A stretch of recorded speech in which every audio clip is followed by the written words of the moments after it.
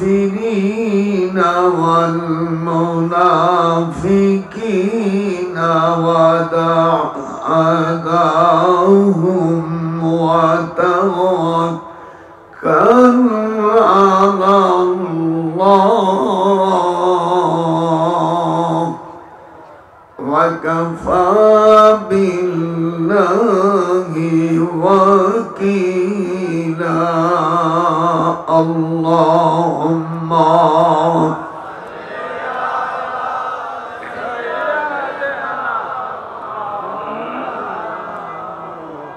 وعلى آل سيدنا रहे मेरा मस्कन हवाली काबा बने मेरा मदफन दियारे मुदीना अल्लाहुम्मा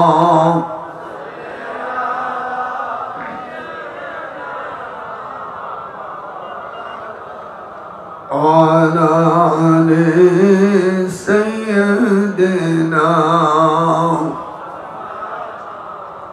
بسم الله الرحمن الرحيم أبي قال حدثنا الحميدي قال حدثنا سفيان قال حدثنا أيوب بن سعيد الأنصاري قال أخبرني محمد بن إبراهيم التيمي أنه سمع القمة بن وقاص الليث يقول سمعت عمر بن الخطاب رضي الله عنه على المنبر يقول سمعت رسول الله صلى الله عليه وسلم يقول إنما الأعمال بالنيات وإنما لكل امرئ ما نوى فمن كانت هجرته إلى دنيا يصيبها أو إلى امرأة ينكحها فهجرته إلى وقال بعضهم لبعضهم انظروا أعمالا عملتموها لله صالحا فادعوا الله بها لعله يفرجها فقال أحدهم اللهم إنه كان لي والدان شيخان كبيران ولي صبية صغار كنت أرى عليهم فإذا رحت عليهم بدأت بوالدي أسقيهما قبل والدي وإنه قد نما بي الشجر وأكره أن أوكدوهما وأن أبدي السبي قبلهما والسبيات يتضغون عند قدمي فلم يزل ذلك ذابي وذابهم حتى طلع الفجر فإن كنت تعلم إني فعلت ذلك ابتغاء وجهك فاخرج لنا فرجة أمر منه السماء متفق عليه وبعد رواية أني قد مسلت ربوها آتى لكم المعراج وجبت لكم فيه بدأنا لكم من أول الجماعة وكان الله غفورا رحيما وقضى ربك ألا تعبدوا إلا إياه وبالوالدين إحسانا صدق الله العظيم وصدقنا رسوله النبي الكريم وذلكنا من الشاهدين أما بعد আমি আপনাদের দোয়ার জন্য এসেছি ওলিউল্লাহর দেশ যেই চাটগ্রামে সাহাবা کرامদের পদচরণ যেই চট্টগ্রামে আর চাটগ্রাম যাই বলেন এখানে আল্লাহর হাবিবের সঙ্গী সাহাবা کرام এই দেশে পদচরণ করেছে এইখানে ওলি আল্লাহর দেশ এই দেশে আলেমদের এখানে খুনি বলা হয় আল্লাহ পাক কোরআন পাকে বলেন ইন্নামা ইয়াখশাল্লাহ মিন ইবাদিহিল উলামা পৃথিবীর অনেক নেতা অনেক মানুষ আছে ধনী গরীব বুদ্ধিজীবী তাদের কথা বলেনি আল্লাহ পাক কোরআন মাজিদের মধ্যে this salutation has great person exceptional pious ulama beginning now to will be specialization, there those will be improvement, guide, interaction, their improvement, because so that there are those who, if we establish them in the land and establish a ruler, the Chittagong will be common person the ulama group. Alhamdulillah. আমি অত্যন্ত খুশি হয়েছি যে আমি আল্লাহর ওলির দেশে এসেছি। আমি হক্কানি উলামায়ে কেরাম আর আমার পাশে যিনি উপবিষ্ট বসে আছেন হাজার হাজার আলিমদের যিনি উস্তাদ, আমি ভাইজানের কাছেও দোয়া চাই, আমি আপনাদের কাছেও দোয়া চাই। আর আমি ক্ষুদ্র অধম, মান তাওয়াজা লিল্লাহ রাফাআহুল্লাহ ফাহুয়া ফি আয়ুনিন নাসি আযীম। আল্লাহ পাক ওই ব্যক্তিকে ভালোবাসে যে নিজেকে ছোট মনে করে, তার মানসিক সম্মান বাড়িয়ে দেন। আমার আব্বার ছাত্র ছিল বঙ্গবন্ধু শেখ মুজিবুর রহমান। আমার আব্বা, তখন আমরা পয়দা হই নাই, আমার আব্বা ছোটবেলায় শেখ মুজিবকে খোকা বলে ডাকতেন। আমার বাড়ি আর ওনার বাড়ি, আমার বাড়ি গোপালগঞ্জ সদরে, আর টুঙ্গিপাড়া এটা গোপালগঞ্জের ভিতরে ছিল, পরে এটা থানায় রূপান্তরিত করা হয়। তো আমি আমার জীবনে, আমার আব্বা বড় মুহাদ্দিস ছিলেন।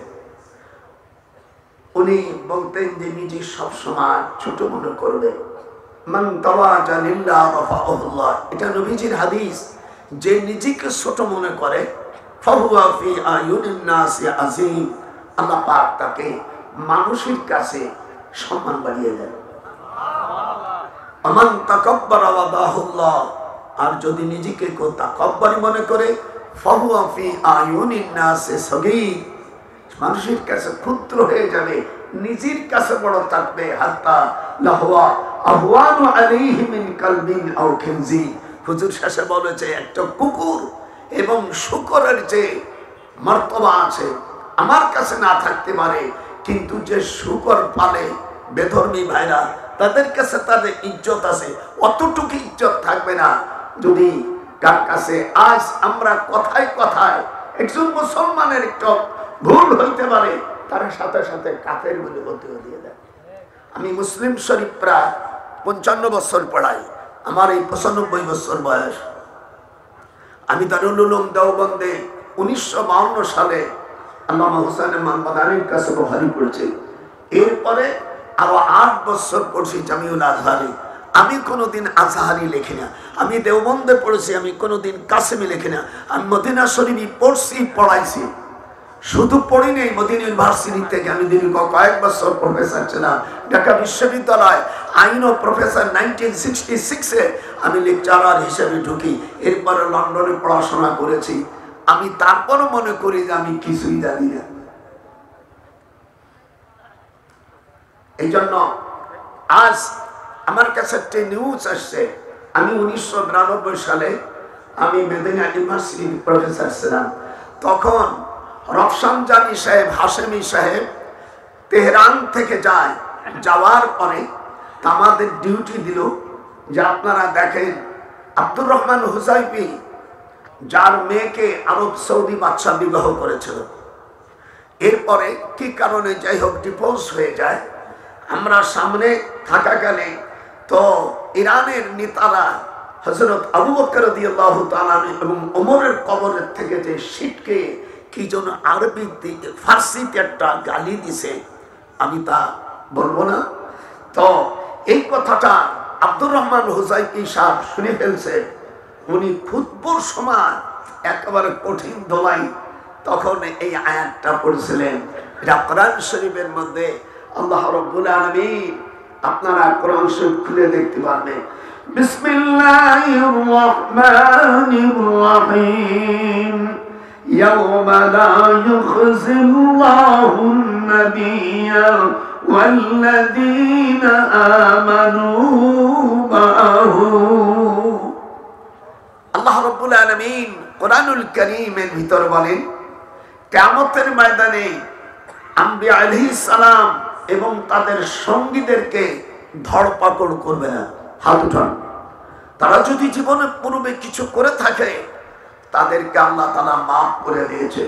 অন্য আয়াতে ব্যাখ্যা এসেছে আমিনু কামা আমানান নাস, তোমরা ঈমান আনো ওই রকম যারা নবীজির সাহাবী তাদের মতন।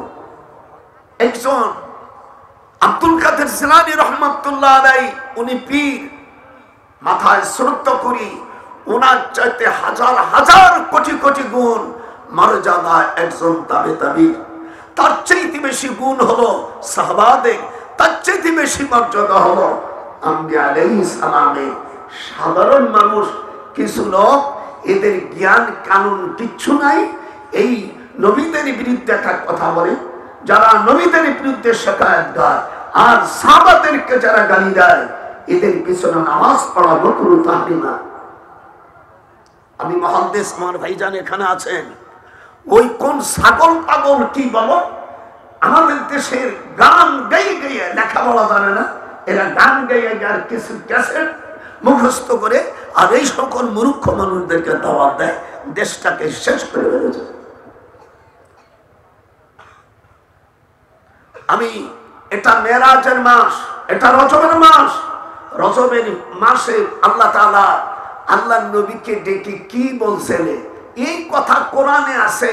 14টা দাবি, 14টা বিষয় কোরআনের মধ্যে এসেছে, আর হাদিসের ভিতরে এসেছে 18টা। আমি এর উপর আলোচনা হবে আজকে। কোরআন হাদিসে কোথায় কি আছে ওলামা, আমি আয়াতে সব আপনাদের দলিল হিসেবে আমি পেশ করব। আল্লাহ রাব্বুল আলামিন হুজুর সাল্লাল্লাহু আলাইহি সাল্লামকে অতি নিকটে দেখবেন, আমাদের দেশে বা বিশ্বের কোন যখন দেশের থেকে মন্ত্রীরা যায় এবং রাষ্ট্রের বড় বড় লোক জাতিসংঘে যায়, তখন সেখানে বিভিন্ন উপর পর্যায়ে আলোচনা করে, দেশে এসে বলে আমাদের আলোচনা ফলপ্রসূ হয়েছে। কথা বল না কেন? যেহেতু রাষ্ট্র তখন আমরা চালাই, বাড়ি বহল মানুষ, রাষ্ট্র কারা চালায়? মন্ত্রী কন যায় কন, আমরা যদি কিছু পাওয়ার দেই তাহলে পান অমুক ফুলের মালা, কিন্তু আসল মালা তো আমরা।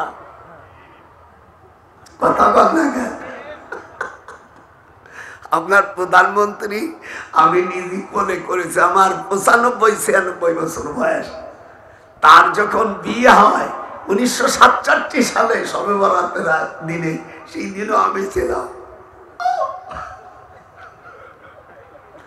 আমার দেয় দেয় দেয় ছোট দেখা যায়, তাই মনে করতেছে বেড়া।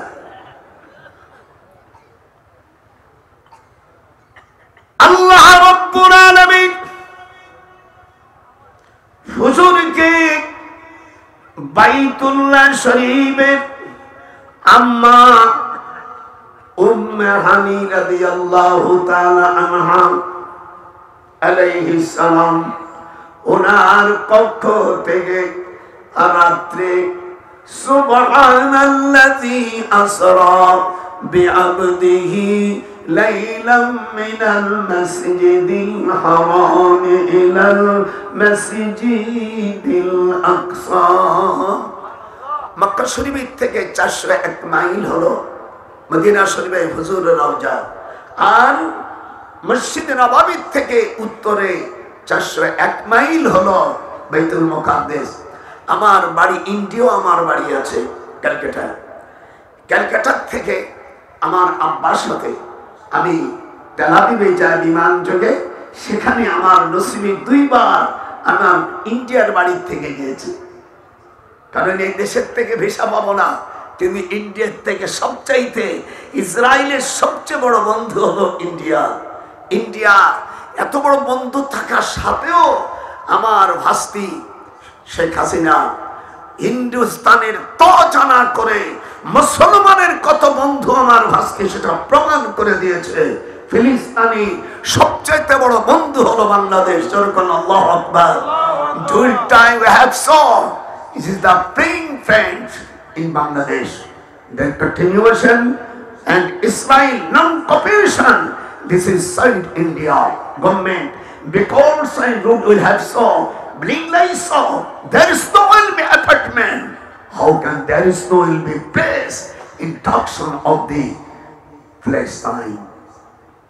আমি তখন লন্ডনে, আমার ছোট ভাই মেজর জেনারেল সাবেক রাষ্ট্রদূত, আমি টিউস বাড়িতে ছিলাম। তখন আমি হাসিনের বললাম দিয়ে দেশে বিয়ে, কাকা আমার কাকা টাকা নাকি দিয়ে দিই।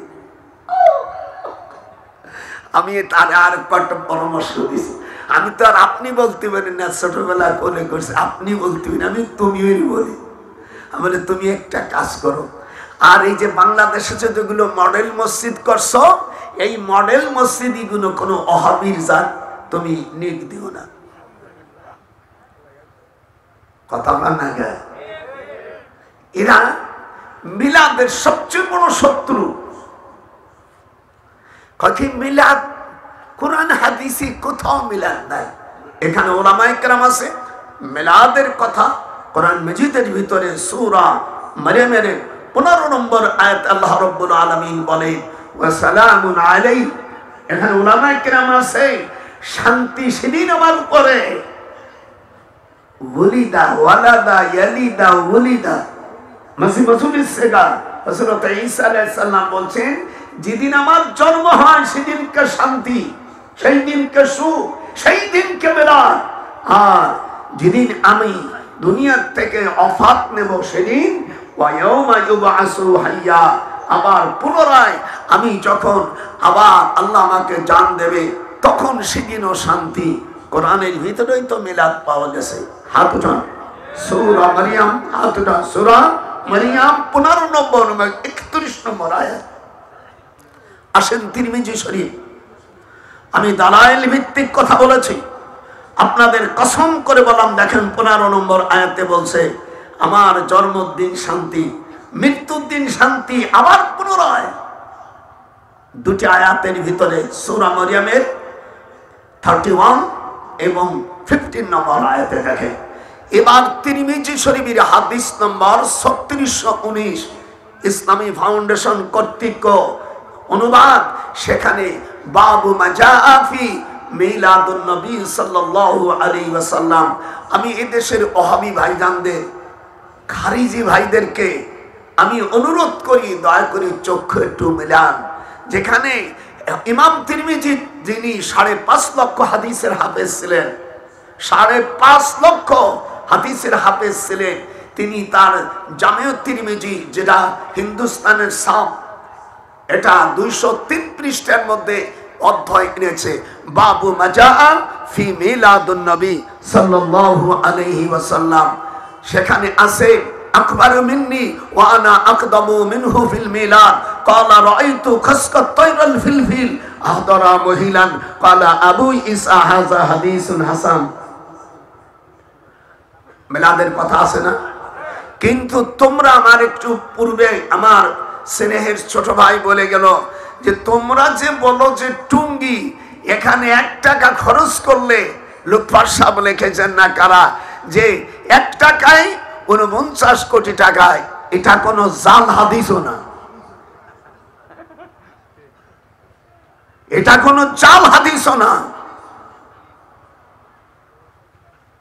মিলাদ পড়া মিলাদ, তা তোমরা যে টুঙ্গি ইস্তেমাল করছো এটা কোন কিতাব দিয়ে বরাদ দিয়ে জায়েজ দিলে? হাদিস শরীফের মধ্যে আসছে কাবা শরীফে কেউ যদি জামাতে নামাজ পড়ে তাহলে 1 লক্ষ নেকি হয়। মসজিদে নববীতে 50,000, বাইতুল মুকাদ্দাস এরকম নেকি পার্সেন্ট আছে। কিন্তু তোমরা এত নেকি এই মিথ্যা দিয়া, আল্লাহর কাম মিথ্যা বলতে বলতে তাদের দল দুটো ভাঙ্গে চুরমার হয়ে গেছে। স্বরাষ্ট্রমন্ত্রী বাসায়, আমি প্রধানমন্ত্রী ওখানে, আমার কাকা তুমি একটু যাও। আমার মা, আমি হলো রাগী মানুষ, আমারও আনতে পাঠাচ্ছে। তারপরে স্বরাষ্ট্রমন্ত্রী বললাম যে আপনি যেটা ভালো মনে করেন এটা করেন। তারপরে 2 ভাগ হয়ে গেছে, তাবলীগ 2 ভাগ হয়ে গেছে। দেওবন্দ মাদ্রাসার ছাত্র আমি, আল্লাহর সাক্ষী, দেওবন্দের মুফতি সাহেব আমার মাথায় পাগড়ি দিয়েছে, এই পাগড়ি এখনো আমি ছাড়ি না। আজকাল দেখবেন অধিকাংশ ওহাবী যারা ইমাম, তাদের মাথায় পাগড়ি নাই। আমাদের ভিতরে ওইরকম কিছু অভ্যাস এসে গেছে। আর হুজুর সাল্লাল্লাহু আলাইহি সাল্লাম মেরাজের রাত্রে উনি দেখেন সকল আম্বিয়া আলাইহিস সালামের মাথায় রুহানি ভাবে পাগড়ি, জোরে কোন আল্লাহু আকবার।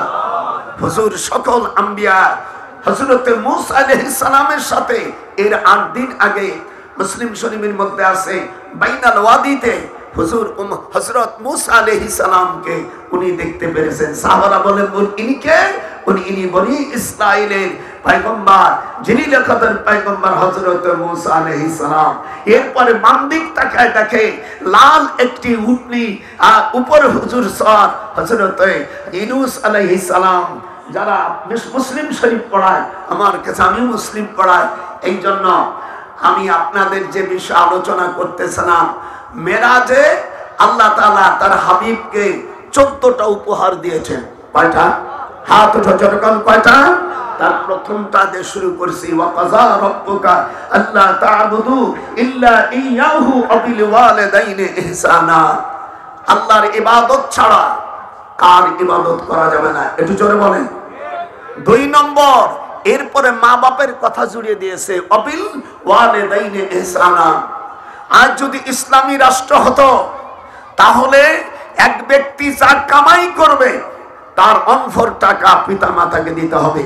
বুখারী শরীফের ভিতর আসছে, সন্তান যা কামাই করবে তার বাবার হাতে দিতে হবে।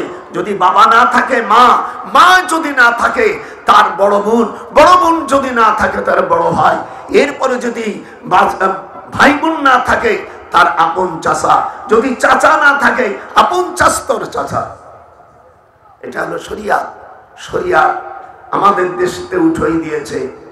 2 নম্বর, এরা যখন বার্ধক্য হবে, বুড়ো বুড়ি অর্থাৎ পিতা মাতা যদি বেশি বয়সে বাবা বিয়ে করে তাহলে আব্বা আগে বার্ধক্য আসে যাবে। এখানে কোরআনে বলছে তোমাদের ভিতরে 2 জনে একজন যদি বার্ধক্য এসে যায় এবং তাদের সাথে এমন আচরণ করো না জানু উফফু ওয়ালা তানহারুহুমা ওয়া কুল লাহুমা কাওলান কারীমা। এটা আমার কথা না, এটা কোরআন মাজিদের কথা। এটা 2 নম্বর সলুট।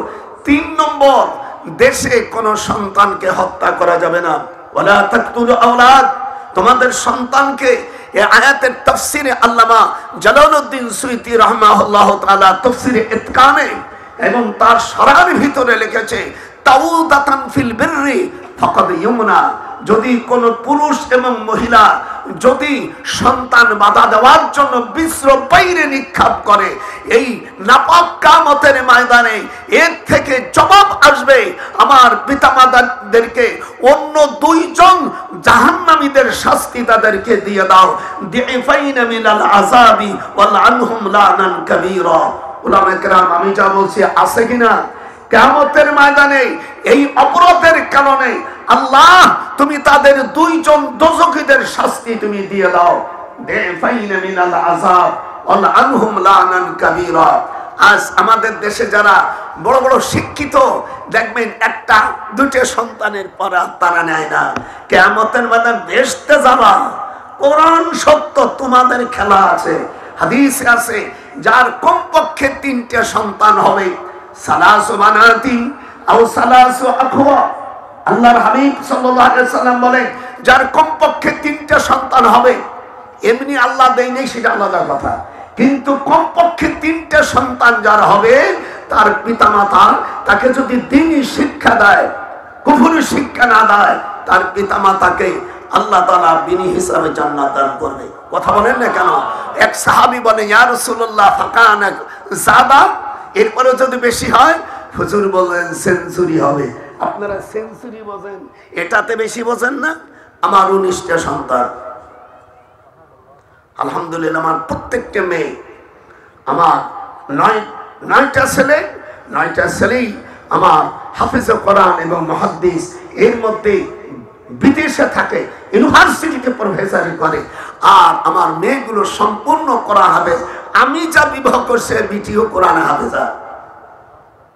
আমার মামা বাংলাদেশের সবচেয়ে বড় আলেম আল্লামা শামসুল হক ফরিদপুর রহমাতুল্লাহ আলাইহি। আমার মা 9 বছরের ছোট, আমার মাও দাওরা পড়া মেয়ে। আমি তুমি যদি একটি দিনদার মাইয়া পাও, যদি হাত উঠাও, তুমি যদি একটি দিনদার মেয়ে পাও যদি, ওরে দুনিয়ায় আখিরাতে শান্তি মালিক হও যদি, একটা দিনদার মায়া পাও যদি, জোরে তুমি যদি একটি দিনদার ছেলে পাও নারী, জীবন তোমার ধন্য হবে কুরআনে প্রমাণ। হাত উঠান জোরে বলেন আল্লাহু আকবার। একটা দিনদার মহিলা যদি পাও, তুমি একটা জান্নাতের বাগান কিনে নেবে। আর তুমি যদি বেপর্দা মহিলা, 2 নম্বর 3 নম্বর, এই জন্য এই 4 নম্বর দফা যখন আসে, হুজুর যখন জমিনে আসে, তখন এই আয়াত নাযিল হয়, ইয়া আইয়ুহান নাবিয়্যু ইযা জাআকাল মুমিনাত। সূরা আল মুমতাহিনার 12 নম্বর আয়াতে আল্লাহ 5 নম্বর, ওখানে যে আল্লাহর সাথে কথা হয়েছে, যারা দিনদার মহিলা তারা আপনার কাছে যদি আসে, ইউবায়ুনাক, উলামায়ে কেরাম আছেন কথা বলেন না কেন, সূরা আল মুমতাহিনার মধ্যে 12 নম্বর আয়াতে এসেছে 28 পারায়, ইয়া আইয়ুহান নাবিয়্যু ইযা জাআকাল মুমিনাত। আপনার কাছে যখন দিনদারি মহিলারা আসবে, বাজারিয়াতা না, যারা অন্য জায়গায় ঘুরে ঘুরে পরপুরুষের সাথে দেহ মিলাইছে, এই সমস্ত অসভ্য মহিলারা, দিনদার মহিলারা যখন আপনার কাছে আসবে, তাদেরকে বয়াত দিয়ে দেন, তাদের মুরিদ বানাই দেন। আর যিনি মুরিদ করাবে তিনি হক্কানি আলেম হতে হবে, আল্লাহর ওলি হতে হবে। ওই বাউস হইছে পীর না, যারা নামাজ পড়ে না, মদ খায়, নিশা খায়, এইগুলো পীর না, এগুলো শয়তান। কথা বলেন না কা? মেরাজে যাইয়া কেউ এ খাইলে, জিলাপি খাইলে, মিষ্টি খাইলে, এবারে এর চাইতে বেশি না কি হলো, যা আল্লাহ কোরআনে বলছে তার দ্বারে কিছু নাই। একজন বক্তা এসে যা বলে, যা কোরআনে আছে তার পেটটার কাছেও যায় না, সুস্বাদ দিয়ে একটু কবিতে গান গাইয়ে দিয়ে দিল, লালন ফকির হেল করে দেয়। খালি গোপালগঞ্জের রাষ্ট্র চলায় না। এই জন্য আমার বাস্তির বলছে, মা তুমি আমার অনেক ছোট বয়সে, আমি তোমার অনুরোধ করি, বাংলাদেশ, আমি একজন শুধু মওলানা না, আমি 9ম সেক্টরের একজন বীর উত্তম। তোমার বাড়ি আমার সোনার মেডেল দিয়েছিল। তোমার বাড়ি আর আমার বাড়ি গোপালগঞ্জ থেকে 1.5 মাইল, তোমার বাড়ি গোপালগঞ্জের থেকে 10-12 মাইল বেশি। দয়া করে কিয়ামতের ময়দানে কোন মুসলমান রাষ্ট্রপতি যদি নামাজকে প্রতিষ্ঠিত না করে, আল্লাযীনা ইম্মাক্কান্নাহুম ফিল আরদ আকামুস সালাহ, সূরা হজের 41 নম্বর আয়াতে এসেছে, আমি যখন মুসলমানদেরকে রাষ্ট্রের ক্ষমতা দেব, যখন কোন মুসলমানকে দেশের ভিলেজের মেম্বার, চেয়ারম্যান, পৌরসভার চেয়ারম্যান, এমপি বানাবো, পার্লামেন্টে যদি ওরা নামাজের বিল না আসে, ওরা একটারও বেশতে যাওয়ার কাজে নেই, ওদেরকে দাঁড়া করে দেবে। আপনারা দেখছেন, ওই যখন এসে ট্রাফিক পুলিশ থাকে, যখন ওই বাতি, লাল বাতি থাকে, তখন গাড়ি এমনি ড্রাইভার ভাই এমনি থামাই দেয়। কথা কয় না গায়, একটু কথা কয় না গায়, এমনি থামাই দেয়। আপনাদেরও থেমে যেতে হবে যখন মুসলমান রাষ্ট্রের ক্ষমতা পাবে। আল্লাহ কোরআন পাকের মধ্যে বলেন, আল্লাযীনা ইম্মাক্কান্নাহুম ফিল আরদ আকামুস সালাহ, this is the people integration of in parliament. Do you have so many appointment? This now recollection, they are those who, if we establish them in the land and establish regular prayer, give regular charity and right and forbid wrong to decision of all affairs, Allah is exalted in power. এটা হলো 7 নম্বর। জানে রাখেন, আপনারা মিরাজ করে, এই যে আমার সাথে কোরআন, যদি একটা শব্দ ভুল ধরতে পারেন, আমার ঢাকার 2টা বাড়ি দিয়ে দেবো। আল্লাহ পাক মুসলমানদেরকে যখন রাষ্ট্রের ক্ষমতা দেবে, দায়িত্ব কয়টা ভাইজান? 4টা। এখানে প্রিন্সিপাল সাহেব আছে, আমি যদি ভুল বলি আমার ভাইজান যেন বসাই দেয়। আল্লাহ পাক বলছেন দায়িত্ব প্রথম নামাজকে প্রতিষ্ঠিত করবে। কি? হাত উঠান, হাত উঠান, হাত উঠেছে, হাত উঠবে না সে আল্লাহর দুশ্মন। হাত উঠান, সে ইসরায়েলের বন্ধু হবে। যারা হাত উঠবে না, মেয়েরা হাত উঠো মুসলমান, পৃথিবীর যারা আছে মুসলমানের সন্তান হাত উঠো। আল্লাহ বলেন তা মুসলমান সরকার যখন এমপি হবে, পার্লামেন্টে যাবে, সরকার রাষ্ট্রীয় ক্ষমতা পাবে, তাদের উপর 4টে জিনিস ফরজ। 1 নম্বর নামাজ, 2 নম্বর যাকাত, 3 নম্বর সৎ কাজের আদেশ, 4 নম্বর অসৎ কাজের বাধা। এই 4টা। এই জন্য হাদিস এসেছে নামাজ ছেড়ে দিলে, জুমার নামাজ যদি কেউ ছেড়ে দেয়, হাদিস শরীফের মধ্যে এসেছে, হাদিস শরীফের মধ্যে এসেছে তার জন্য সদকা দিতে হবে। আমি হাদিস কান আমার ভাইজানকে দেখাই দেই। হুজুর সাল্লাল্লাহু আলাইহি সাল্লাম হাদিস নম্বর 1054, মুহাম্মদ ইবনে সুলাইমান কুদামা ইবনে ওরাবা থেকে বর্ণিত, রাসূলুল্লাহ সাল্লাল্লাহু আলাইহি সাল্লাম ইরশাদ করেছেন, যে ব্যক্তি বিনি ওজরে জুমার নামাজ ত্যাগ করবে সে যেন 1 দিরহাম সোনা দেয়, না হলে এক সা অথবা অর্ধ সা। সে যদি গরিব হয়, আপনি যদি গরিব হন আপনি 1 সা, অথবা তার চেয়ে বেশি গরিব হন, যদি ভিক্ষুক হন, অর্ধ সা পনে 2 কেজি অর্থাৎ এই গম আপনাকে দিতে হবে। আর ধনী হলে আপনাকে 1 দিরহাম সোনা দিতে হবে। কোন আয়াতে আছে 1 দিরহাম মণিমাত্রার দাম হলো বাংলাদেশের 49 কোটি টাকা। এই ওয়াজ নাই পার্লামেন্টে কি কয় না। আমি এবার হজের সময়, ইলেকশনের সময় হজের থেকে আমি কাবা শরীফে দোয়া করছি, আল্লাহ এইবার জানু সংসদে নাচনি, গায়কি, হর্তকি, নর্তকি যেন না আসে। আর আল্লাহ এই দেশের সম্পদ যারা বিদেশে দেশে, আল্লাহ ওর 1 সালারে তুমি ভিড়েও না, ও হারামি গুলোকে বিদেশে তুমি ক্যান্সার দিয়ে তুমি শেষ করে দাও।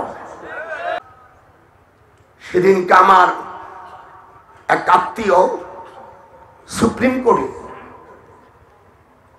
আমার এক শালা, সে বলছে দুলা ভাই হাজার হাজার মামলাগুলো স্পেন্ডিং হয়ে রয়েছে, তার বিচার আসার নাই।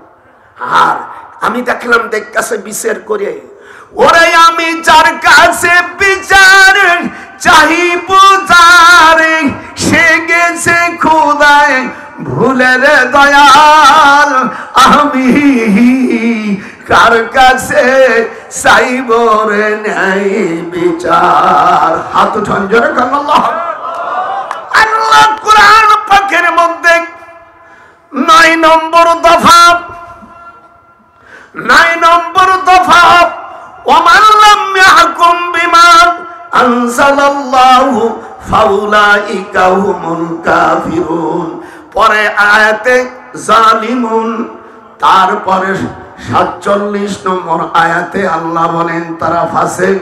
সূরা মায়েদার 44 নম্বর আয়াতে আল্লাহ বলেন এই জমিনের বিচারাচার যারা কোরআন দিয়া ওহির মাফিক, কোরআন এবং নাজিলকৃত ওহির মাধ্যমে যারা বিচারাচার করবে না, ওই বিচারকরা কিয়ামতের ময়দানে আল্লাহর কাছে কাফের হিসেবে গণ্য হয়ে যাবে। হাত উঠান জোরে কোন আল্লাহু আকবার। আমি চ্যালেঞ্জ করলাম, এটা যদি কোরআনে না থাকে আমি ফাঁসির গলায় আমি ঝুলতে রাজি আছি। মুসলমানেরা, এমপি ভাইরা, যাই মনে একটা ফলর পাবা, কবে যে আমি এই করছে ওই করছি। এই 52 বছর কি করছো তোমরা?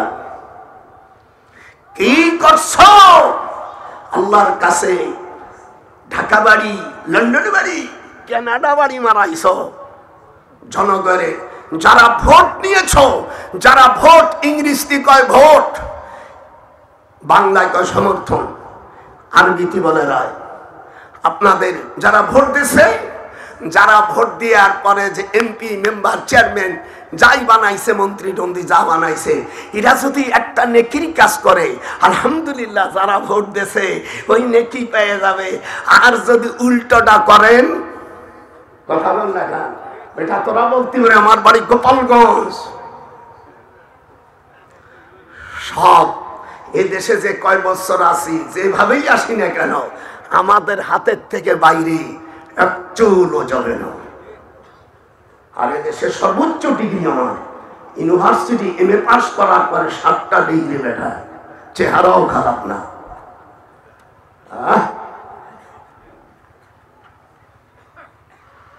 একটা টাকা যদি কোনো এমপি কোন মেম্বার যদি আত্মসাৎ করেন 5 বছরের মধ্যে, হাফ কেজি গম, 100 গ্রাম গমের টাকা যদি আপনি আত্মসাৎ করেন, আপনি তো ধরা পড়ে যাবেন।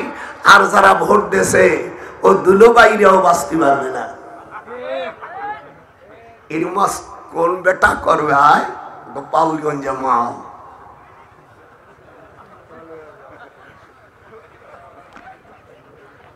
মনের মতন একটি মেম্বার পাইতাম আমি, ওরে জান্নাতের পথের পথিকি আমরা হইতাম।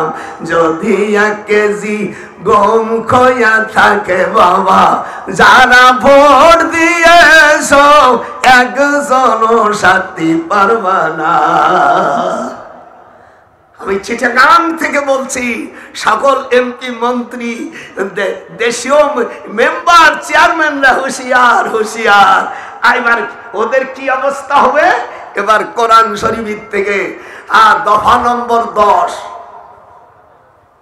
আজ যদি কোন বেটে আমার একটা স্বপ্ন সরাই দিতে পারি, আমার ঢাকার 2টা বাড়ি করে দেবো। আমার 11 বিঘা জায়গা আছে ঢাকা এখনো। আমি ফকিন্নির সন্তান না। আমার ছেলেমেয়েরা সব আমেরিকা, লিডারদের বিভিন্ন দেশে থাকে। আমার বাড়িও আমেরিকা আছে, লন্ডন আছে, ইন্ডিয়া আছে। হাসিনা যদি রাগ করে 3 ঘন্টার মধ্যে বাংলাদেশ ছেড়ে চলে যাবো।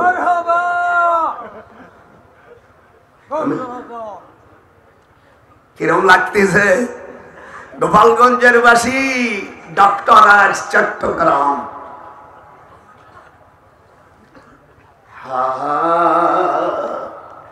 কিয়ামতের অবস্থা কি? আল্লাহ রাব্বুল আলামিন বলবেন, ওয়া বারাসূলিল্লাহি জামিআ। আজকে আমি ওয়াজ করতেছি ভালো করে, তোমার ভাইজান আছে ভুল গেলে ধরবে। সূরা ইব্রাহিম, এটা জোরে গান। সূরা ইব্রাহিমের ভিতরে 20 নম্বর আয়াতে বলেন, যারা ভোট দিয়েছিল আর নেতা যারা অন্যায় করেছে উভয় সেদিনকে সমাবেত হয়ে যাবে। অনুসারীরা, ভোটাররা বলবে, আপনাদেরকে তো ভোট দিয়েছিলাম, ফাহাল আনতুম। একটু ভালো করে আরবি যারা বোঝো একটু তাকা, বুড়ো মারতেছি কে মা। ফাহাল আনতুম মুগনুন। আরবিতে বলে ইস্তেফহামিয়া, ইংরেজিতে বলে ইন্টারগেটিভ, আর বাংলায় বলে প্রশ্নবোধক। একটু কথা কন, কথা বল না, কথা কয় না কাও যুগি, কথা কয় না। ফাহাল আনতুম মুগনুন, তোমরা কি আমাদেরকে এখন বাঁচাইতে পারো? দুনিয়া থাকতে তোমাদেরকে ভোট দিছিলাম, ফেল মারছিলাম যে আমরা দেশের খাদেমতি চাই। খাদেমের বড় তো বড় চোর হইছো, এখন কি করবা? আইনাল মাফার, ভাইজান দিছি ঘাই, এর বাংলা হলো পালাবি কোথায়? পালাইবি কোথায় রে, শুধু খরু ঘুষ করে হারামিরা। আরে জনগণের অর্থ মারা, আজি পালাইবা কোথায়? আইনাল মাফার। যদি কোন আলেম প্রমাণ করতে পারে যেটা আমি কোরআনের থেকে বলি নেই, আমি এখান থেকে আমি কাস্টে যাওয়ার আমি প্রস্তুত নিচ্ছি। আর যদি কোরআন হয় তা তুই কি করবি তাই কর। এই দিয়া দেশ স্বাধীন করেছি। এই সোরসোরটা বানাবার জন্য আমার ভাই আমার আব্বার ছাত্র শেখ মুজিবুর রহমান বলছিল, সকলে পাইছে সোনার খনি আর আমি পাইছি কব না। এ কথা তোকে দিয়ে বলাবো, আমি সকলে দেখবো সোনার খনি আর আমি ভাই।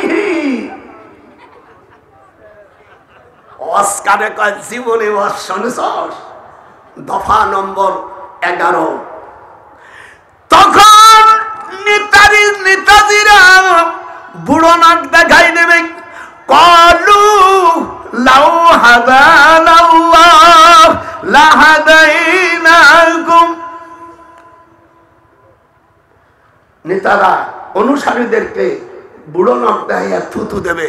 হাদিসে আছে, কোন যুবতী মেয়েরে যদি একটা ছেলে বিয়ে বা স্বাস্থ্য ভাই কোন প্রেমিক তার চেহারা ভালো না, যখন তোর বিয়ে করব। আরবিতে কয় ফাআবাত, ই এটা হাদিসের ভাষায় বুখারীতে আছে। সময় তো আগে দিলি আর দিছি, আমায় শেষ রাত্রে কেন আওয়াজ দিলি প্রাণ কোকিলা রে, এত দেরিতে কেন আওয়াজ করতে দিলি।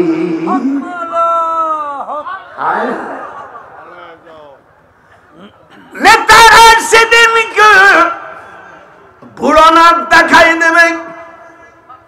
কলু কলু যদি মাছের সিগা, কিন্তু ব্যাখ্যা আসবে মুজারে। কলু লাউ হাদানাল্লাহ লাহাদাইনাকুম, বলেন আজাজনা আম সাবারনা মালানা মিন মাহিস। নেতারা বলবে আমাদের ভোট দিছিলাম, আমরা তো চোর ছিলাম, তোমাদেরকে সাধুর মতন কথা বলে আমরা জাতির সব শেষ করে দিছি। আর যারা সুদখোর ঘুষখোর এই হারামির বাচ্চারাও ওই একই কথা বলবে। এক শালারও বাঁচার উপায় নাই। আইনাল মাফার, আমি বলছি না ভাই, না কোরআনে বলছে সূরা আল কিয়ামত, আইনাল মাফার, পালাবি কোথায়?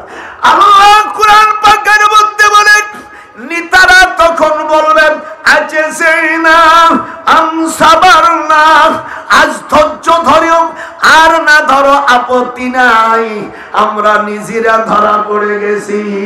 মালানা মিন মাহিস, এই দোজখ থেকে আমাদেরকে কেন, আমরা তো আসল জাতীয় চোর ছিলাম, আমাদের কেন তোরা আমাদেরকে নিতাই বানাইছ, আমরা জাহান্নামে যাচ্ছি, তোদেরও বাঁচার উপায় না।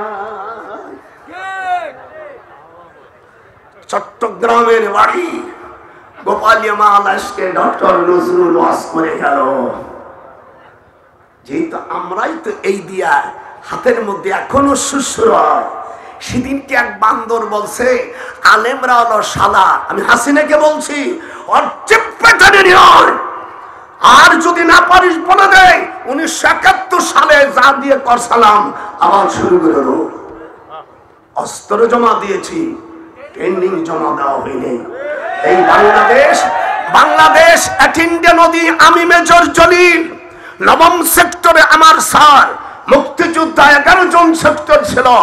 আমি টেলিফোন করেছিলাম যে তুমি কোথায়, আমার অনেক ছোট বয়সে জলিল, পরে জাসদ করার করতো, পরে আমরা দুই ভাই আমরা অ্যাটেন্ডে সাতক্ষীরা দেবহাটা থানা সত্তরটার নদী, আমি আর কামড় থাকে আমরা বসিরহাটে পার হইয়া আমরা ক্যাম্পে সেখানে যাই। এদেশ স্বাধীন করেছে হাসিনাকে বলছে মা তুমি তো আলহামদুলিল্লাহ আমার পুতুল নাতি হয়েছে, সেখানে আদর করেছিলে। এ দেশ কেমন করে আসে সেটা আমরা জানি।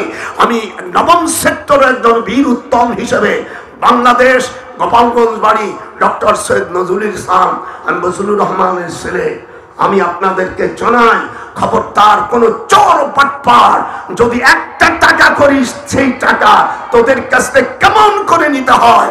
1971 সালে অস্ত্র দিয়া খানদের তাড়াইছি, তোদের মতন শুনিয়ে ভোটি আমার কাছে হন্টু ব্যাপার।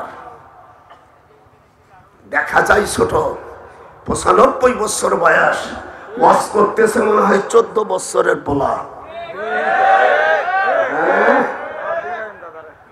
আমি যদি ছোট্ট একটি পাখি হইতাম, আমি ওরে উড়াল দিয়া যাইতাম আমি সোনার মদিনায়। আল্লাহু আকবার। 12 নম্বর 14টা দফা দিয়েছে। 12 নম্বর হলো দেশের রাষ্ট্রের 4 ভাগের 1 ভাগ শক্তি, 1 ভাগ অর্থ বিধবা ইয়েতিম ইয়াসিরদের দিতে হবে। আর 13 নম্বর দাবি সাদুকাতিহিন্না নিহলাতান ফাইন তিবনা লাকুম। কোরআন মাজিদের সূরা নিসার 4 নম্বর আয়াতে আল্লাহ বলেন রাষ্ট্রীয় ভাষায় 58 নম্বর আইন জারি করবে। আল্লাহ কোরআনে বলেন কোন মেয়েকে যখন বিয়ে করবে মহারানার নগদ সন্তুষ্ট চিত্রে দিতে হবে। ভাইজান ঠিক আছে না? সাদাকাতে হাত উঠা, যে হাত উঠবে না ওই শয়তানদের দলের লোক। সাদাকাতিহিন্না নিহিলাতান ফাইন তিবনা লাকুম। আল্লাহ পাক 13 নম্বর হুঁশিয়ারি দেন, কোন মেয়েকে বিয়ে করতে গেলে সন্তুষ্ট চিত্রে নগদ টাকা দিয়ে দিবা। তারপরে যে সে যদি মাফ করে ফাইন তিবিনা লাকুম, সামান্য মাফ করবে। ইমাম আবু হানিফা রাহমাতুল্লাহ আলাইহি বলছেন জাবিল ফুরুজ হিসেবে যে টাকা দেছে তা 8 ভাগের 1 ভাগ মাফ না করে যদি বেশি সব মেয়ে ওই মেয়েটা দান করে দেয়, কিয়ামতের ময়দানে আল্লাহর কাছে জাহান্নামের কাঠগড়ায় ওই মহিলাকে খেলানো হবে। বাসর করে একটু কথাবার্তা বলছে, উঠা বসে মজার ঠেলে আমি তোমাকে মাফ করে দিলাম। আল্লাহ বলছে ফাইন তিবনা লাকুম, তুই যদি মহারানা মাফ করি সামান্য, একটু হাত উঠা জোরে কোন কত, যে হাত উঠাবেন আল্লাহ দুশমন, জোরে কোন কতটুকু। আল্লাহ কোরআনে বলছেন মহিলাকে তুমি পুরোপুরি মহারানা সন্তুষ্ট চিত্তে দাও, তা না হলে আনতামাসসুহুন্না ফামা লাকুম, তার গতরের কোন জায়গা হাত দিতে পারবি না। যদি তার স্তনে হাত দিস আও কাবকাওয়ান্না কুম ফি 60 সানাতা, হাদিস শরীফের মধ্যে আছে 60 মাস তাকে জেল খাটতে হবে। হাদিসে আছে কোন স্বামী যদি মহারানা না দিয়ে মারা যায়, দারামি শরীফের মধ্যে আছে কিয়ামতের ময়দানে স্বামীকে জিনাকারীর কাতারে তাকে শামিল করা হবে। 14 নম্বর আনসারবা, 14 নম্বর নাতি পুতি, এরা যদি অপরাধ করে তাদের বিরুদ্ধে মামলা করতে পারবে না। আল্লাহ রাসূল সাল্লাল্লাহু আলাইহি ওয়াসাল্লামের কাছে একজন সাহাবী আসে, মিষ্টি তৈরি করতে, যে হুজুর আমি যে মিষ্টি তৈরি করে তা অর্ধেক চুরি করে খেয়ে ফেলে, দুধের যে সব আপনাদের উপরে যেটা কি কয়, আরে না না ছানা তো পরে হয়, দুধের সাথে অসভ্য ব্যবহার করার পরে ছানা হয়, এইরকম হাত দিয়ে টানে, টানার পরেই হয় তার মধ্যে ছানা বানায়। আমি বুঝি বানাতে জানি, আমি 7 রকম মিষ্টি বানাতে জানি, তো দাদিরও আমি, আমার স্ত্রীও মিষ্টি বানান শিখছে। আমি সামনে বানালে আমার কাছে রান্তি দিও, আমি তোদেরকে 4 প্রকার পিঠে বানাই দেবো। 4 কেজি আজওয়া খেজুর, 4 কেজি মরিয়াম, 4 কেজি ফিলসাবা, 4 লবণ এমন খাজুর 4 রকম, আর তার মধ্যে সামান্য চিনি 1 কেজি, আর 20 কেজি দুধ জ্বালাইয়া 7 কেজি পরিণত করবে, আর চিকুন চাল গুঁড়ো করবে, বাইরের কোনো ফরমালিন না। আমি পিঠে তৈরি করব, জীবনে তোর যৌবন যাবে না, একবার যদি খাইতে পারিস। হয়ে গেছে। আপনারা আমার জন্য দোয়া করে। আমার একটা বই আছে, সকলেই তো বই বেছে, আমি আনছি একটা।